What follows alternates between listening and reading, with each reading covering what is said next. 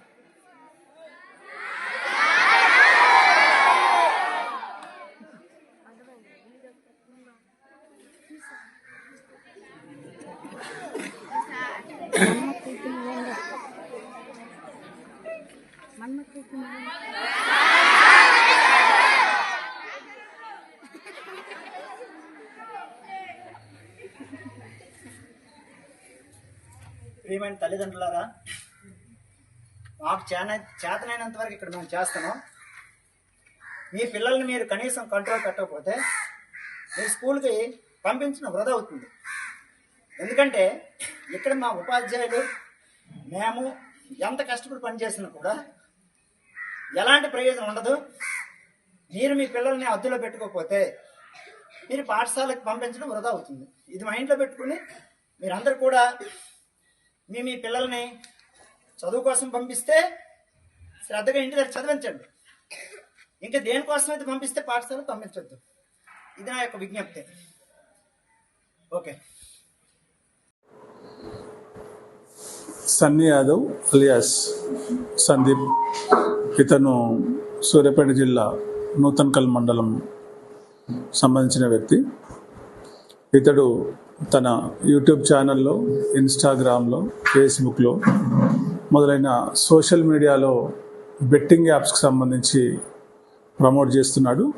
దీనివల్ల యువత చెడిపోయే ప్రమాదం ఉంది కాబట్టి అతనిపైన నూతన్కల్ పిఎస్లో ఈ నెల 5వ తారీఖున కేసు నమోదు చేయడం జరిగింది. అతన్ని అరెస్ట్ చేసేది ఉంది. ప్రస్తుతం అతడు అబ్స్కాండింగ్లో ఉన్నాడు. ఇతడు బైక్ రైడర్, చాలా యూట్యూబ్ ఛానల్లో యాక్టివ్ ఉంటాడు. ముఖ్యంగా వివిధ దేశాలు తిరుగుతుంటాడు, వివిధ రాష్ట్రాలు తిరుగుతుంటాడు బైక్ పైన. దానివల్ల అతనికి క్రేజ్ ఉంది. ఆ వ్యక్తి బెట్టింగ్ యాప్స్ని ప్రమోట్ చేయడం వల్ల యూత్ అట్రాక్ట్ అయ్యి చెడిపోయే ప్రమాదం ఉంది కాబట్టి అతనిపైన ఈ నెల నూతన్కల్ పిఎస్లో కేసు నమోదు చేయడం జరిగింది. శివమోటో కేసు చేసినాం, మేమే చేసినాం. ఇప్పుడు కేంద్ర ప్రభుత్వం 60,000 రూపాయలు ఇస్తారు. 75,000 అయితే ఇంకొక పక్కన వాళ్లే పెట్టుకుంటారు. బీసీలకు కూడా 25% అంటే 60,000 ప్లస్ ఒక 20,000 ప్రాజెక్ట్లో సబ్సిడీ ఇవ్వడానికి నేను ముందుకు వస్తున్నా. అంటే 35,000 రూపాయలు వాళ్ళు పెట్టుకుంటారు, నేను 20,000 రూపాయలు ఇస్తాను. 80,000 రూపాయలు వాళ్ళకి సబ్సిడీ వస్తుంది. 2 కిలోవాట్లు పెట్టుకుంటే 80,000 రూపాయలు సబ్సిడీ ఇస్తామని చెప్పి బీసీలు కూడా తెలియజేస్తున్న. డబ్బులు లేవు కానీ మనసుంది. బీసీసీ ఎప్పుడు కూడా తెలుగుదేశం పార్టీని, ఎన్డీఏని గౌరవించారు, బ్యాక్ బోన్గా పనిచేశారు.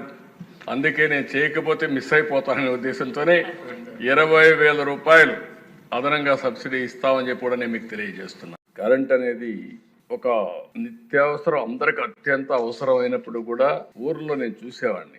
ఎప్పుడో కరెంట్ వచ్చేది, ఇమ్మీడియట్గా సైరన్ కొట్టేట్టు అందరూ పరిగెత్తేవాళ్ళు. ఎందుకో మోటార్లు వేయడానికి. వీళ్ళందరూ మోటార్లు ఆన్ చేసేవాళ్ళు, సగం కాలిపోయేది. ఆల్ ఆఫ్ సడన్ అన్ని మోటార్లు ఆన్ చేస్తే లో వోల్టేజ్ వచ్చి మోటార్లన్నీ కాలిపోయేది. నాకు ఇప్పుడు కూడా నా కళ్ళల్లో జ్ఞాపకం ఉంటుంది. 2011-12 ప్రాంతంలో నేను పాదయాత్ర చేశాను. నడుచుకుంటూ పోతుంటే రాత్రి 12 గంటలు 1 గంటకు ఆ ప్రాంతంలో నిజామాబాద్లో ఒక ఊర్లోకి వెళ్ళాను. దారిలో పోతా ఉంటే రోడ్డు మీద కూర్చొని చలిమంటేసుకుంటున్నారు. జనవరి ఫిబ్రవరికి అంతా మీకు ఐడియా ఉంటుంది. అక్కడ పోయినప్పుడు నేను కాసేపు మాట్లాడదామని చెప్పి మాట్లాడిన సమస్యని, సార్ చాలా బాధ ఉంది మాకు, ఎప్పుడు కరెంట్ వస్తుందో తెలియదు, అందుకని రాత్రి జాగారం చేస్తున్నాం అని చెప్తూ వాళ్ళు ఒక కుర్రాడు, నువ్వేం చేస్తావు ఆయన కుర్రాడు, నేను ఇంజనీరింగ్ చదువుతున్నాను, ఏంటా ఎందుకు వచ్చావు? సార్ మా నాన్న జీవితం అంతా కూడా పాపం నా కోసం చదివించడానికి కష్టపడుతున్నాడు, ఎవ్రీడే వచ్చి ఇక్కడ ఉండేవాడు మిషన్ వేయడానికి, నేను హాలిడేస్లో వచ్చాను, కనీసం మా నాన్నకు ఒక 2 రోజులు రెస్ట్ ఇవ్వాలని నేను ఇక్కడికి వచ్చానని. అప్పుడు నేను అడిగాను, ఏంటి ధైర్యంగా ఉన్నా అంటే, లేదు సార్ భయం వేస్తూ ఉంది, పేపర్లో వస్తున్నాయి పాములు గరుస్తున్నాయని, చీకటి ఉంటుంది, పంప్ సెట్ అయిపోయినప్పుడు పాములు గరుస్తున్నాయని, భయంగా పోయి వేస్తుందని నాకు కుర్రాడు చెప్పినప్పుడు నేను చాలా బాధపడ్డా. ఇలాంటి సంఘటనలు నా జీవితంలో చాలా చూశానని చెప్పడానికే ఈ విషయాలు చెప్తున్నాను. ఈరోజు నేను గర్వంగా చెప్పగలుగుతాం, 9 గంటలు డే టైమే వ్యవసాయానికి కరెంట్ ఇస్తాం, దాంట్లో అనుమానమే లేదు. ఇంకొక పక్క నేనే ఆ రోజు శానిటరీ ప్యాడ్లు కూడా తీసుకొచ్చాం. ఈ మధ్య ఆ శానిటరీ ప్యాడ్ కూడా అనుకున్నన్ని ఇవ్వలేకపోతున్నారు, దీనికి కూడా హామీ ఇస్తున్నాం. వెండింగ్ మెషిన్ కూడా పెట్టి శానిటరీ ప్యాడ్స్ ఇవ్వడం, అదే మరిగా ఇన్సిమినేటర్స్ పెట్టి ఎక్కడికక్కడ వాడినట్టుని కూడా దాన్ని డిస్పోజ్ చేయడానికి అవి కూడా పెట్టిస్తామని చెప్పి కూడా నేను మీకు తెలియజేస్తున్నా. దీనివల్ల రాబోయే రోజుల్లో ఒక మహిళల్లో కూడా హైజీనిక్ గా వచ్చే పరిస్థితి వస్తుంది. ఇది చేయాల్సిన అవసరం ఉందని చెప్పి కూడా నేను మీకు తెలియజేసుకుంటున్నాను. ఇంకొక పక్కన మనం చూస్తే ఆంధ్రప్రదేశ్ రాష్ట్రం గట్టిగా మాట్లాడాలి. చాలా వరకు ఇక్కడ సిజేరియన్ ఆపరేషన్లు ఎక్కువైపోయినాయి. ఎంత భయంకరంగా తయారైనాయంటే, ఒక బిడ్డని కాన్పు అంటే సఫరింగ్ ఉంటుంది, పెయిన్ ఉంటుంది, కాబట్టి సిజేరియన్ ఆపరేషన్ ద్వారా ఈజీగా తీసి ఇచ్చే పరిస్థితికి ఆప్షన్కి వస్తున్నారు.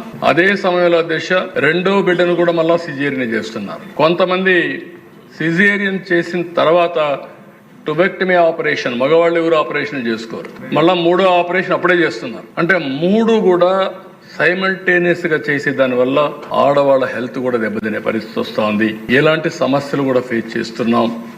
అందుకే మీరు చూసినప్పుడు 70% ఆంధ్రప్రదేశ్లో సిజేరియన్ ఆపరేషన్స్ ఉన్నాయి. ఇది ఒక ప్యాకేజ్ అయిపోయింది. సత్యకుమార్ గారు మా మంత్రి గారు ఉన్నారు, మీ బాధ్యత ఎట్లా మోటివేట్ చేయాలన్నా మోటివేట్ చేసి, హాస్పిటల్స్ మోటివేట్ చేసి, దేశంలో ఎక్కడా లేని విధంగా highest caesarean operations Andhra Pradesh, easy solution కొని ముందుకెళ్ళిపోయే పరిస్థితికి వస్తున్నాం. మన తర్వాత ఉండేది 50%, 40%, all India level 20%. All India అయితే మన దగ్గర 70% ఉండే పరిస్థితి వచ్చింది. ఇది కూడా మీరు వర్కౌట్ చేయాల్సిన అవసరం ఉంది. ఇంకో పక్కన మిడ్ వైఫ్స్ కింద royal college of midwives England, అంటే సేఫ్ డెలివరీకి వీళ్ళని ట్రైన్ చేయడం. సీనియర్ మన నర్సెస్ ఉంటారు, సీనియర్ నర్సెస్ కానీ 1.5 year కోర్స్ ఇది కూడా తయారు చేద్దాం. మళ్ళీ రివర్స్ చేయాల్సిన అవసరం ఉంది. సేఫ్ డెలివరీ కోసం, నేచురల్ డెలివరీ కోసం మనం ముందుకు పోవాల్సిన అవసరం ఉంది. దానికి కూడా ముందుకు పోతామని చెప్పి కూడా నేను మీకు తెలియజేస్తున్నా. ఇంకొక పక్కన మీరు చూసినప్పుడు ఇవన్నీ కూడా బాల్య వివాహాలు కూడా, ఇది కూడా ఒక పెద్ద సమస్య. దీన్ని కూడా మనం టేకప్ చేయాల్సిన అవసరం ఉంది. ప్రజల్లో ఒక చైతన్యం కూడా తీసుకురావాలి. ఇది ఒక విధంగా చెప్పాలంటే నేరం, అయినా కూడా మనకు తెలియకుండా జరుగుతున్నాయి. దీనన్నిటికీ పరిష్కార మార్గం చైతన్యం తప్ప ఇంకోటి లేదు. ఈరోజు గ్రీన్ ఎనర్జీ మీరు చూస్తే గ్లోబల్ వార్మింగ్ పెరిగింది. ఏదైతే గ్లోబల్ వార్మింగ్ పెరిగిన తర్వాత ప్యారిస్ లో అగ్రిమెంట్ కూడా చేశారు. దీని ప్రకారం మన ప్రధానమంత్రి గారు కూడా ఇండియా లీడ్ చేస్తామని ముందుకు వచ్చారు, ఒక హామీ ఇచ్చారు. దీని ప్రకారం మీరు చూసినప్పుడు solar, wind, pumped storage, hydel, ఇంకా ఉండే రెన్యూవబుల్, బయోఫ్యూయల్, ఇంకొక పక్కన బ్యాటరీ, ఇవన్నీ కూడా ఉపయోగించుకొని స్మార్ట్ గ్రిడ్ టెక్నాలజీస్ కూడా ఉపయోగించి ఏ విధంగా చేయగలుగుతాం, దీనికి ఒక ఎక్సర్సైజ్ చేస్తున్నాం. ఈ రోజు మీరు ఒకసారి చూస్తే నేను కొత్త 10 ప్రిన్సిపల్స్ పెట్టినప్పుడు ఒక ప్రిన్సిపల్ పెట్టాను, cost optimisation, energy and fuel అన్న. అంటే ఈ రోజు కరెంట్ అనేది ఇండ్లకు వాడుతున్నాం, ఇండస్ట్రీకి వాడుతున్నాం, ఇప్పుడిప్పుడే వాహనాలకు వాడుతున్నాం. పెట్రోల్ డీజిల్ ఉంది, పెట్రోల్ డీజిల్ పవర్ జనరేషన్ వాడుతున్నాం, ఒకసారి జనరేటర్లు పెట్టి, లేకపోతే మన కార్లకు, లారీలు, లేకుంటే మోటార్లు, ఇవన్నీ కూడా వాడే పరిస్థితికి వస్తున్నాం. ఏదైనా ఇంధనమే, ఏదైనా కన్వర్ట్ చేస్తే ఎంత వెసులుబాటు వస్తుంది, సమర్థవంతంగా ఉంటుంది అనేది మనం గుర్తుపెట్టుకోవాల్సిన అవసరం ఉంది. ఈ రోజు దీని వల్ల ఈ 4-5 నేను చెప్పినట్టని ఇంటిగ్రేట్ చేసుకొని కరెక్ట్ గా ముందుకు పోతే 4-5 బెనిఫిట్స్ ఉన్నాయి. ఒకటి, ఖర్చు తగ్గించే పరిస్థితి వస్తుంది. పోయిన సంవత్సరం ఈ రాష్ట్రంలో ₹5.16 ఆవరేజ్ ప్రొక్యూర్మెంట్ కాస్ట్, ఒక యూనిట్ కొనాలంటే మనం అంతా సరఫరా చేయాలంటే వినియోగదారులకు ఆవరేజ్న ₹5.16 అవుతుంది. మీ అందరికీ కామన్ మ్యాన్ కి అర్థం కావాల్సిన అవసరం ఉంది. రేపు ఏప్రిల్ 1 నుంచి ₹4.80 తగ్గించాలని టార్గెట్ పెట్టాను. 36 పైసలు ఒక యూనిట్ కి తగ్గాలంటే ఏం చేయాలి? ట్రాన్స్మిషన్ లాసెస్ తగ్గిస్తారా, మంచి నాణ్యమైన కోల్ తీసుకొస్తారా, లేకపోతే సోలార్ పెంచుతారా, విండ్ పెంచుతారా? ఇవన్నీ చేసి 36 పైసలు ఈ సంవత్సరం తగ్గించాలి. నేను అందుకే ఎన్నోసార్లు చెప్పాను, నేను వస్తే తప్పకుండా మళ్ళీ కరెంటు ఛార్జీలు పెంచనని చాలా స్పష్టంగా చెప్పాను. ఇది వీలో పెట్టుకుని చెప్పాను. ఒకసారి కాదు 2-3 సార్లు నేను చెప్పాను. దీనివల్ల కాస్ట్ ఆప్టిమైజేషన్ చేయడం కోసం ముందుకు పోతున్నాం.